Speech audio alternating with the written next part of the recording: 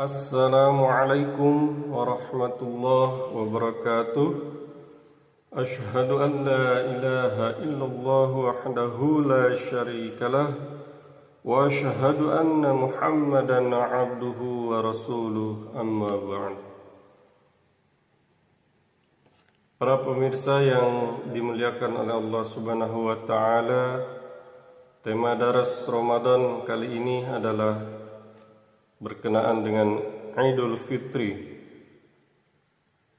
Mengapa Idul Fitri dirayakan?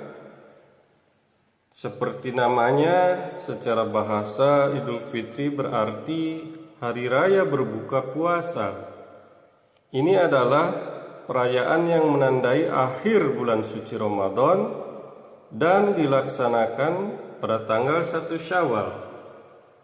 Hari yang menggembirakan ini berfungsi sebagai hadiah bagi mereka yang merayakan puasa dan menyibukkan diri dalam beribadah kepada Allah Subhanahu wa taala selama bulan Ramadan yang berberkah. Lalu, apa yang dilakukan ketika hari raya Idul Fitri? Nah, di akhir Ramadan, seseorang hendaknya memulai hari mereka dengan menjalankan sholat tahajud, sholat subuh, dan tilawat Al-Quran. Namun, seseorang tidak boleh berpuasa pada hari tersebut, yaitu pada tanggal 1 Syawal, tidak boleh.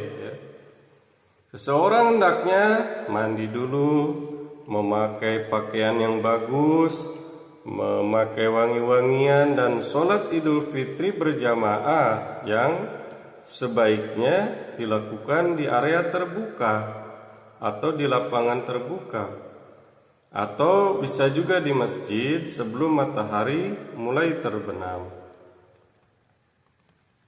Allahumma salli ala Muhammadin wa ala ali Muhammadin kama sallaita ala Ibrahim wa ala ali Ibrahim innaka Hamidum Majid. عن أنس بن مالك قال كان رسول الله صلى الله عليه وسلم لا يغدو يوم الفطر حتى يأكل تمرات ويأكلهن وطرا. Dari Anas bin Malik berkata, pada hari raya Rasulullah sallallahu alaihi wasallam tidak berangkat untuk melaksanakan sholat hingga beliau makan beberapa butir kurma. Nah, beliau makan beberapa kurma dengan bilangan ganjil. Hadis riwayat Bukhari. An Jabir bin Abdullah radhiyallahu anhuma qala kana an-nabiy sallallahu alaihi wasallam idza kana yawm 'aidin khalafa at-tariq. Dari Jabir bin Abdullah radhiyallahu anhuma, ia berkata, jika Rasulullah sallallahu alaihi wasallam salat Id, beliau mengambil jalan yang berbeda, yaitu antara berangkat dan kembalinya jalurnya lain, jalannya berbeda. Hadis riwayat Bukhari. Para pemirsa yang dimuliakan oleh Allah Subhanahu wa taala, lalu bagaimana cara melaksanakan sholat Id? Nah, dalam rakaat pertama sholat Idul Fitri ini, setelah membaca sana atau doa iftitah, imam mengucapkan 7 takbir, yaitu Allahu Akbar, dengan suara keras sebelum memulai membaca surah Al-Fatihah. Imam dan jamaahnya harus mengangkat tangan hingga telinga dan menjatuhkan tangannya itu setiap saat. Nah, setelah takbir, ta'awuz, lalu sang imam membacakan surah Al-Fatihah dan sebagian dari ayat atau surah Al-Quran dengan suara keras dan menyempurnakan rakaat seperti yang disunahkan. Lalu pada rakaat kedua, imam mengucapkan 5 kali takbir dan kemudian melanjutkan rakaat kedua seperti rakaat pertama. Setelah sholat selesai, imam menyampaikan khutbah setelah sholat Id seperti yang dilakukan sebelum sholat Jumat.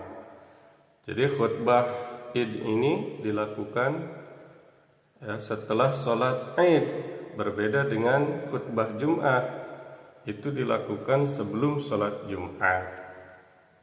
Diriwayatkan bahwa an Katsir bin Abdullah an abihi an jaddihi anna Nabiy sallallahu alaihi wasallam kabbara fil aidain fil ula sab'an qabla al-qiraah wa fil akhirah khamsan qabla al-qiraah. Dari Katsir bin Abdullah, dari ayahnya, dari kakeknya, bahwa Nabi Shallallahu Alaihi Wasallam bertakbir dalam 2 sholat Id. Pada rakaat pertama 7 kali sebelum membaca ayat, dan pada rakaat kedua 5 kali sebelum membaca ayat. Hadis riwayat Tirmizi.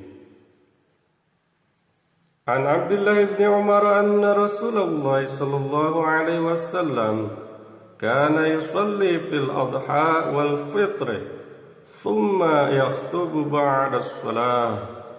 Dari Abdullah bin Umar bahwa Rasulullah sallallahu alaihi wasallam melaksanakan salat Idul Adha dan Idul Fitri, kemudian berkhutbah setelah salat.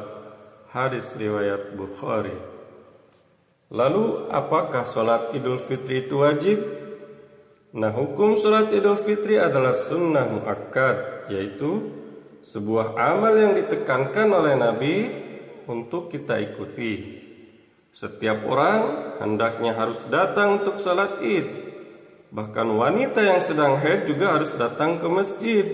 Tetapi mereka tidak boleh mengambil bagian di tempat salat, dan sebagai gantinya bisa mengisi diri waktu mereka dengan mengingat Allah atau zikir ilahi.